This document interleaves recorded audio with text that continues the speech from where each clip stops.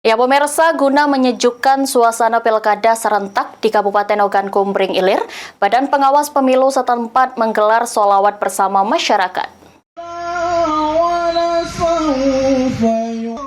Badan Pengawas Pemilu Kabupaten Oki mengajak masyarakat bersolawat bersama Ustadz Dery Sulaiman di halaman Gor Perahu Kajang Kayu Agung pada Jumat malam tadi.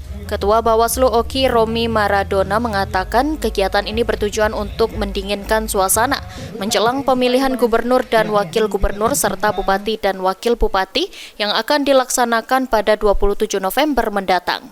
Dan diharapkan para pendukung paslon untuk sama-sama menjaga kondusivitas dan santun dalam berpolitik. Kegiatan yang dilaksanakan oleh Bawaslu ini, masyarakat dapat mendinginkan suasana, baik itu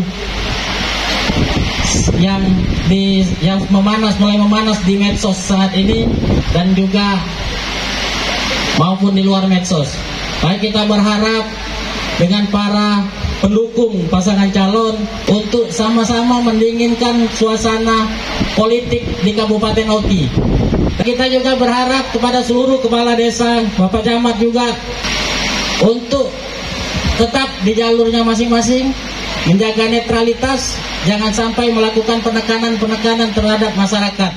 Pada kegiatan tersebut turut diundang para camat dan kepala desa serta diingatkan untuk menjaga netralitas dengan tidak memihak paslon manapun dan dilarang melakukan penekanan apapun terhadap masyarakat. Beberapa isu yang saat ini menjadi fokus perhatian Bawaslu Oki yakni perubahan hasil perhitungan surat suara pemilihan, pelanggaran netralitas ASN, kode etik pemilu, dan politik uang. Sejauh ini Bawaslu Oki sudah menerima sebanyak 15 laporan pelanggaran yang didominasi oleh kepala desa dan ASN. Novan Wijaya, Apal TV.